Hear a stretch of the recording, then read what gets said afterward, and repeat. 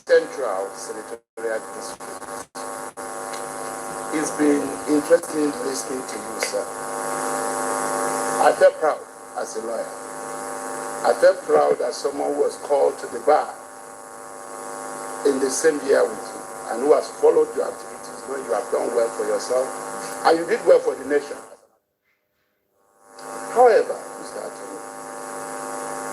Mr. Nominee, there's still so much to be done.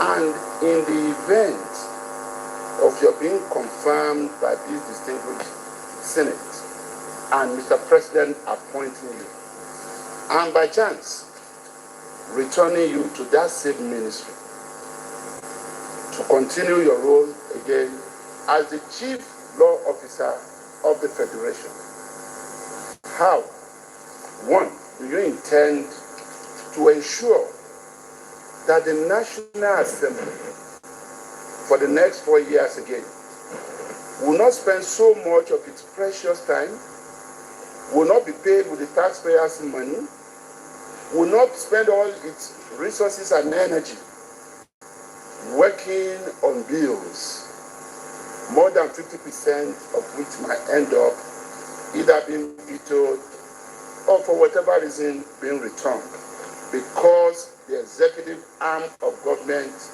considers such bills as not being workable in overriding public interest. So how do you intend to work closely with the National Assembly to prevent this?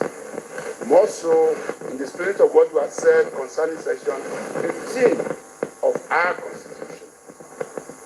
It is important that there is more interaction between the two arms of government right from the period of commencement of these bills, so that whatever needs to either be included or be removed in overriding public interest, again I say, will be addressed. Your office is very critical to this.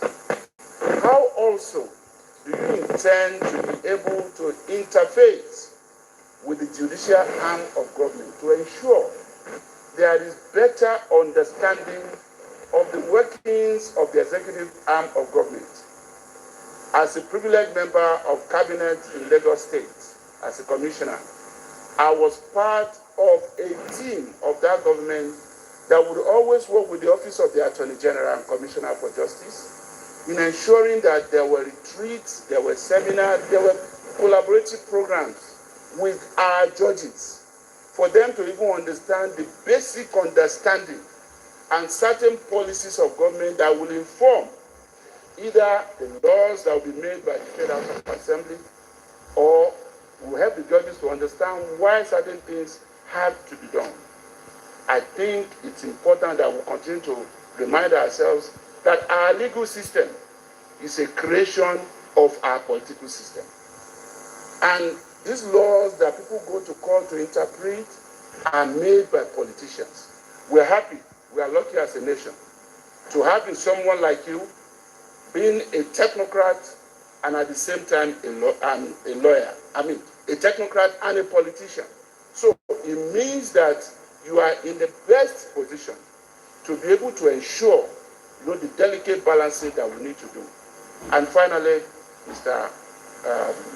Nominee, how would you like to be remembered as an Attorney General?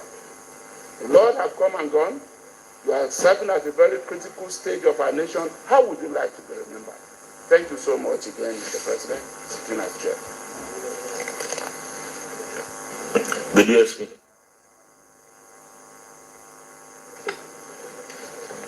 Thank you, Mr. President.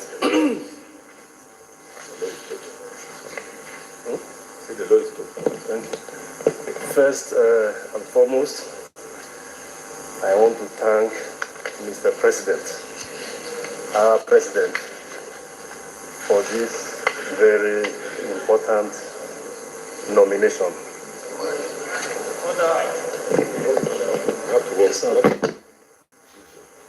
I want to thank Mr. President for this very important nomination, or indeed renomination.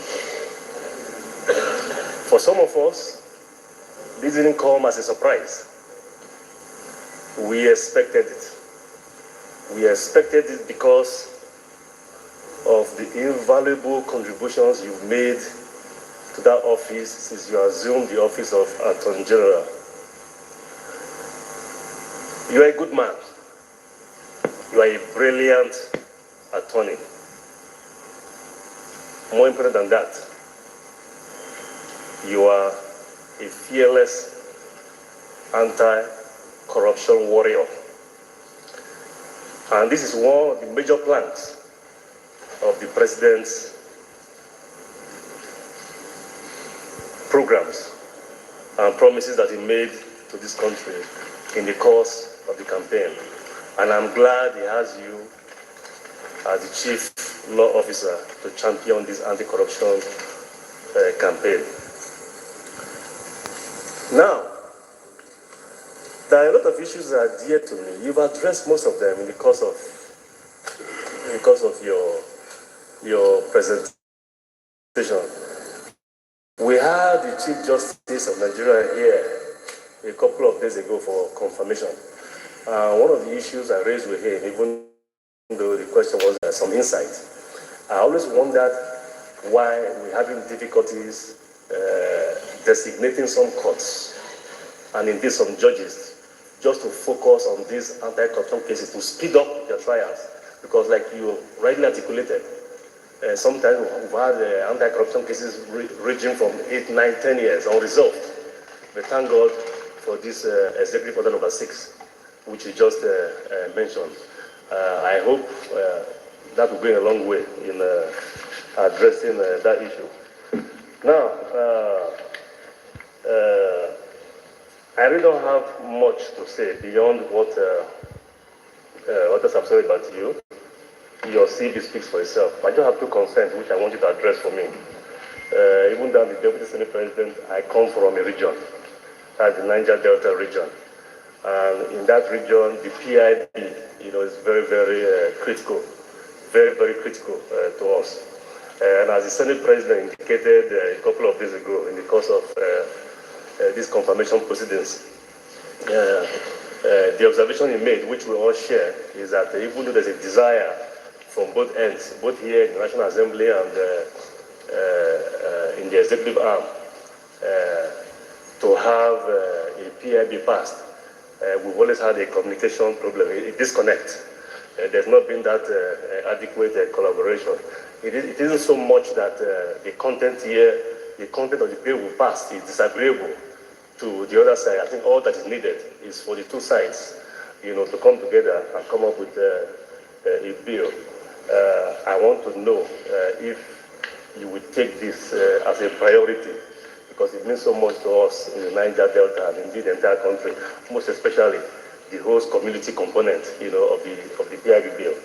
And then finally, a couple of days too, my dear brother and colleague from Rivers State, Senator Sekibo, brought a very, very crucial motion here, dealing with the extension of our continental shelf pursuant to Article 77 of the UN Convention on the Law of the Sea.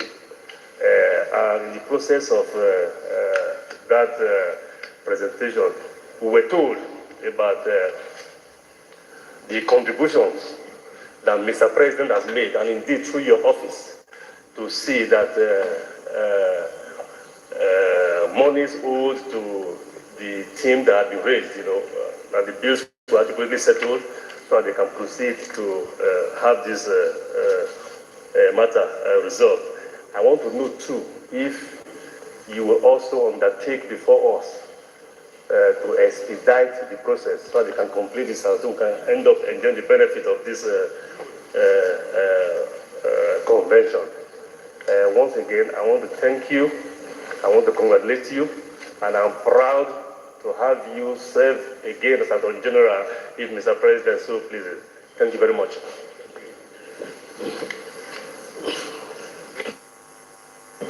Minority Leader. Thank you, Mr. President, sitting as the chair.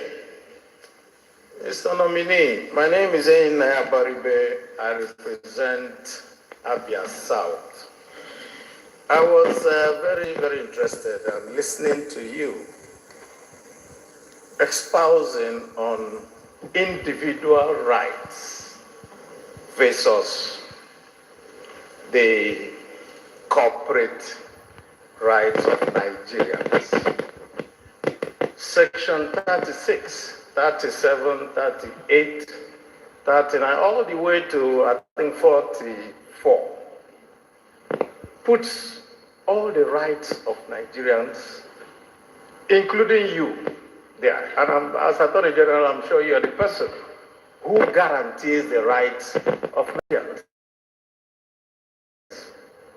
And so I want to ask you, why?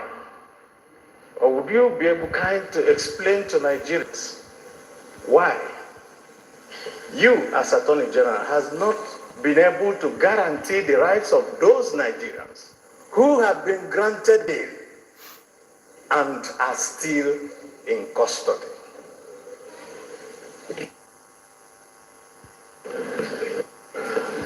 Senator Yakubu Hussein.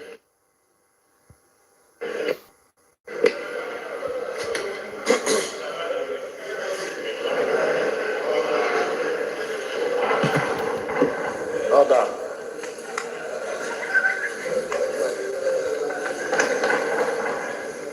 Thank you, Mr. Chairman. Distinguished colleagues, Mr. Nominee, congratulations. Sometimes 2016, 2017, we all know that there was economic depression, popularly called economic recession then in this nation. And you happen to be one of those that helped in managing the economy out of recession. We equally know that in economic cycle, the recession stage, the recovery stage is always slow. My question is this: as with your wealth of experience and as a ranking minister that you be, is there anything different that you are going to do to make sure that the speed, the rate of economic recovery can be faster than what we are having now? Thank you, Mr. President.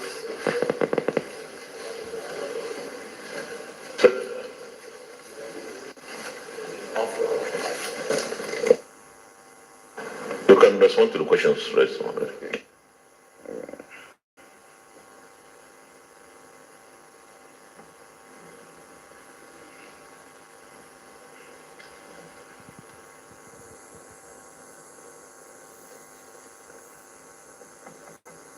Yes, distinguished senators. Well, a question was asked by my friend, my learned friend, Senator Michael Ofemi, seeking to know what I think I can do different in terms of ensuring that bills that are passed on to the president for assent are not unnecessarily rejected along the line. In the course of my submissions, I have highlighted on an experience and appreciation of the fact that whatever problems we have associated with running of the government is indeed embedded in the absence of collaboration and cooperation. So the major thing I think I can do differently by way of ensuring at the end of the day, that bills coming from the National Assembly are assented to by the President is to establish a culture of collaboration. A culture of deep-rooted collaboration for that matter, and not a collaboration as we see it today. What we have today perhaps is simply a public hearing arrangement as a means of perhaps entertaining opinions, contributions, and observations associated with bills. I think we have in place a friendly National Assembly that will allow for integrated consummation of ideas. Perhaps maybe a bill that is rooted in the national interest should be a bill that right from conception should be shared between the executive, the judiciary, and indeed the legislature, so as to entertain opinions, entertain objections, entertain whatever superior argument could be accommodated for the purpose of fine-tuning it to ensure at the end of the day that it sees the light of the day for assent. Let me cite an example, for example, with a PID bill that has been raised by the distinguished Deputy Senate President. That bill was fundamentally rejected, among others, by the President because of the fact that the interest of the host community was at a point compromised. Compromised in which way? Compromised in the sense that self-serving sections were brought into it, conferring powers on an individual as against the institution. And the public interest element of the role of the President requires that the public interest should be factored more as against public or individual interest. So that was fundamentally the reason why, among others, it was rejected. It was not assented to, sorry, by the President at a time when it was indeed transmitted for assent. So what I'm saying in essence, if at the point of conception, at the point of formulation, and at the point of passage before then, there was a collaboration in terms of understanding with the judiciary, in terms of understanding with the executive and associated relevant institutions, institutions that have direct bearings with the spirit of the bill, I do not see that bill eventually being returned unassented to. So what I'm saying in essence is the key to the successes of the bills that are being transmitted by the National Assembly is a deep collaboration between the institutions of government. And that is what I intend, if at the end of the day, it pleases Mr. President to allow me to continue in Federal Ministry of Justice to ensure it's done. We address the issues of collaboration at the institutional level, and then at the point of public hearing, we collectively entertain the opinion of the public to see what further amendments, what further enhancements in the quality of the bills are put in place for the purpose of ensuring at the end of the day that we succeed in having them assented to. As it relates to judiciary, on the other hand, I think we are as well making progress for the purpose of interfacing or ensuring the effective delivery of judicial services by the judicial arm of the government. And that can visibly be seen by the fact that for the first time, the budget of the judiciary was being enhanced by the executive. As of 2017, it was enhanced by 2 billion. And then we have now taken it up further by way of ensuring the autonomy of the state judiciary.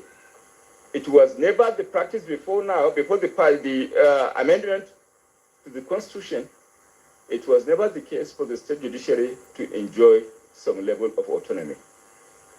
And as it obtains today, not only that Mr. President assented to the constitutional provision that embedded the independence of the judiciary in terms of finances and funding, but indeed goes further to have in place a committee that will see to the execution and implementation of such autonomy, among others.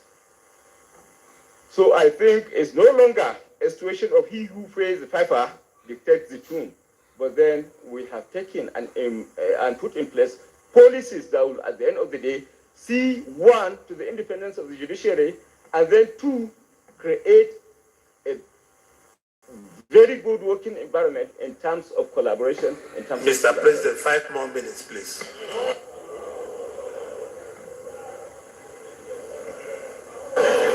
Please proceed. Yeah.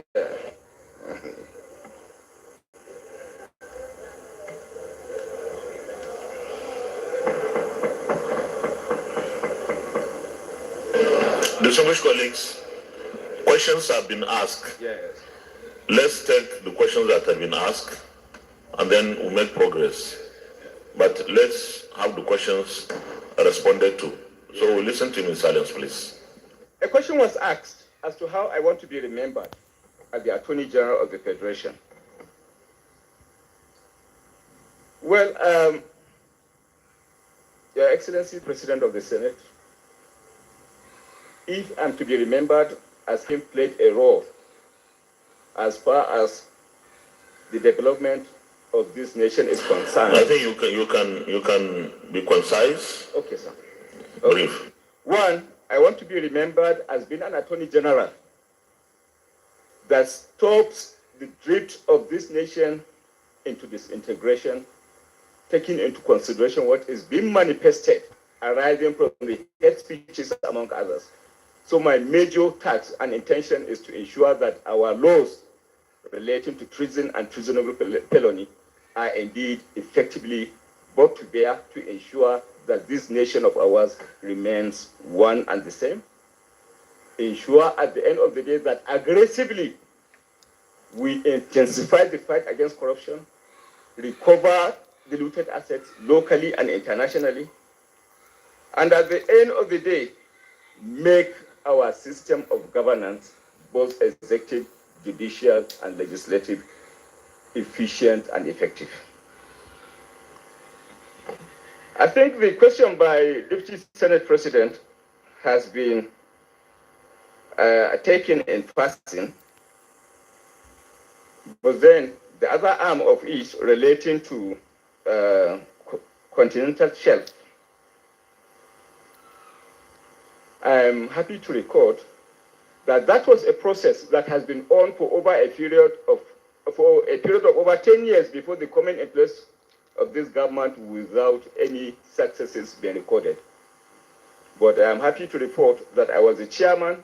Eventually, I was made the chairman of that committee, and arising from that, we have succeeded within the period of 4 years to acquire a maritime boundary extension for the Nigerian state by 5 times the size of Lagos, as approved by United Nations Committee on Continental Shelf. And the possibility, confirmed, that aspect is confirmed. And we are now fighting on the possibility of further extension by 4 times what we have already secured and obtained. So I want to state it on record. 5 times the size of Lagos has been indeed secured from the United Nations, and we are fighting more for further extension. Only last 2 weeks, I appeared before United Nations Relevant Committee on Continental Shelf and made submissions for further extension. Mr. President was happy with what has been acquired, but instructed for further aggressive action to acquire more. That is the position of things as far as that committee is concerned, Mr. President. Minority Leader spoke of Section 36, 37, 39, and among others of the Constitution as it relates to rights of individuals, which he believes I have a responsibility to protect. I concede that I have a responsibility, or I have had a responsibility as the Attorney General of the Federation to protect individual rights.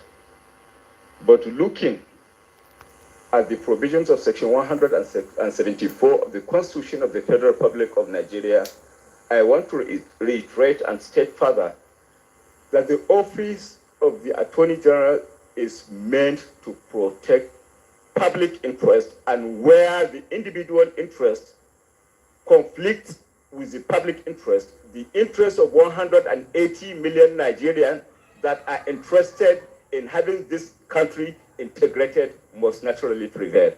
And I think that, yes, and I think that position has been very well captured by the Apex Court that has stated in the case of Alhaji Asari Dokubo versus the federal government of Nigeria, that where an individual interest conflicts the public interest. Thank you. Yes. Well, as it was the final question, Mr. Your Excellency the President, Senator Yakubu, request or perhaps ask a question as to what I intend to do in terms of ensuring speedy recovery of the economy.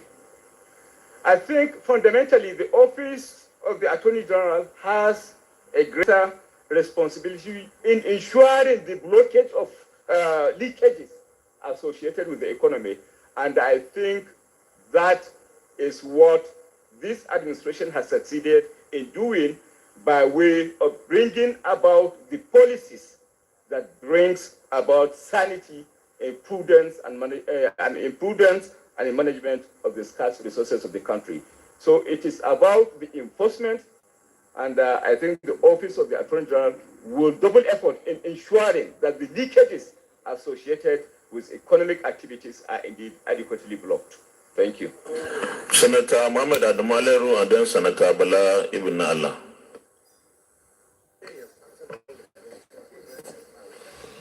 Thank you, Mr. President, sitting in the chair, my distinguished colleagues, our nominee.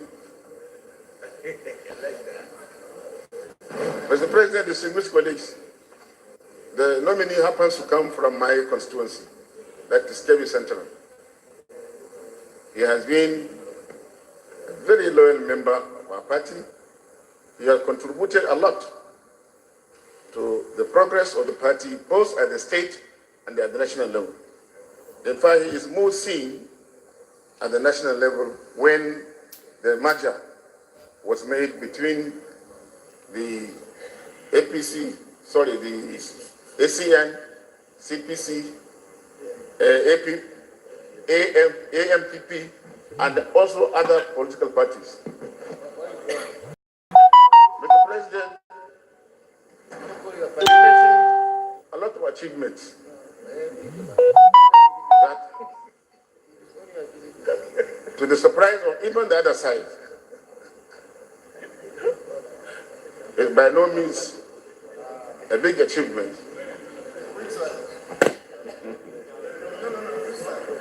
During his tenure as Attorney General of the Federation, Mr. President, I give you a protection. I have the floor. Please, I'm addressing the chair. I'm addressing the chair. I need your protection. Mr. President, the Office of the Attorney General of the Federation, during his tenure, has secured more convictions on higher profile cases than any other administration we had in the past. Not only that, Mr. President, his office has instituted machinery to recover more money than any other previous administration has done. He appeared before us. He has answered the questions very well, to the satisfaction of even the other side. Yes. To the minority. Yes. To the minority. Yes. Refer to them as minority. Minority to the minority. Point of order. Point of order. Minority leader. Minority whip. Point of order. Minority whip. No. Minority whip. You said point of order. Which point of order?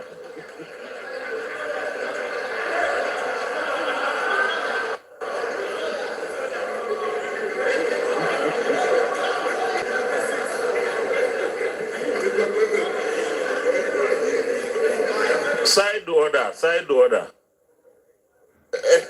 Mr. President, 53. A senator shall not read the speech. No.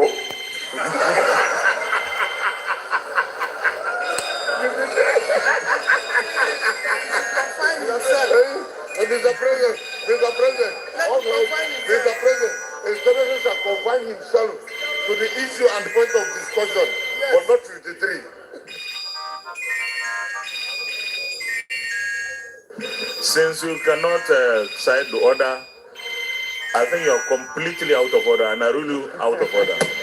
Senator will continue.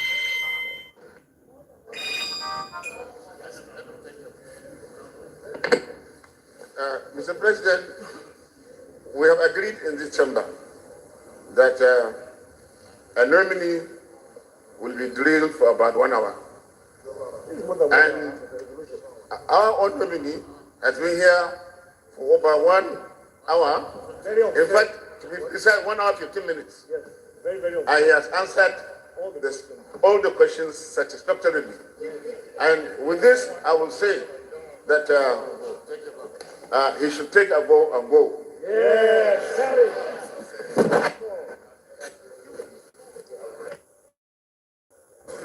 Well, Mr. Senate President sitting in the chair, when we opted as Kebbi Caucus to allow our nominee not to be given the privileges that other nominees were given, it was because we knew the product we were bringing before the Senate. It was a deliberate attempt. You knew that we deviated radically from what we were used to from day before yesterday to today, which is correct. None of the former ministers who have served under the last government has spent more than 30 minutes in this chamber. No. That's correct. That's on record. Those who are members of this chamber, except those who are members of this chamber. Thank you. So, Mr. Senate President, listen, am I protected? I want to be protected. No. Okay. So, in doing so,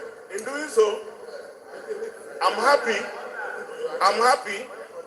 that we've been given the privilege to sell our product before this distinguished Senate. And I'm equally happy, I'm more comforted with the fact that seriously, all the questions that were asked have been satisfactorily answered in accordance with the laws of this country. And the nominee, having served as the Attorney General of the Federation, has taken his time to equally satisfy anybody who has any iota of doubt over the exercise of his authority during the period he served, that they were in the overall interest of the Federal Republic of Nigeria. This Senate has remained a committed Senate to promote all actions that are in the overall interest of the Federal Republic of Nigeria. And it is in pursuance of that I think it may be appropriate to respectfully urge my colleagues to allow the nominee to take a bow and go, more so that he has lasted more than 1 hour answering questions. In view of that, I so move, and I thank my colleagues for all the cooperations that they have given our nominee in his screening. Thank you. Thank you very much, distinguished colleagues. Let me make a point here.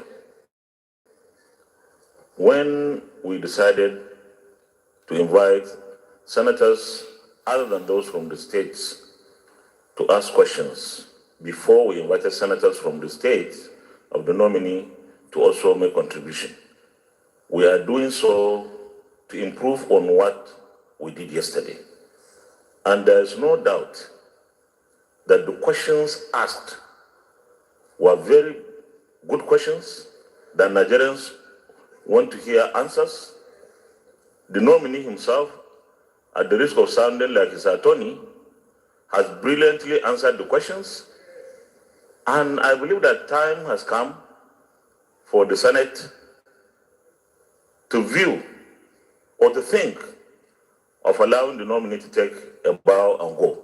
Is it the opinion of this Senate that the nominee takes a bow and go? Those in favor say aye. Those against say nay. The ayes have it. You can take a bow. Thank you. When the nominee takes a bow, please.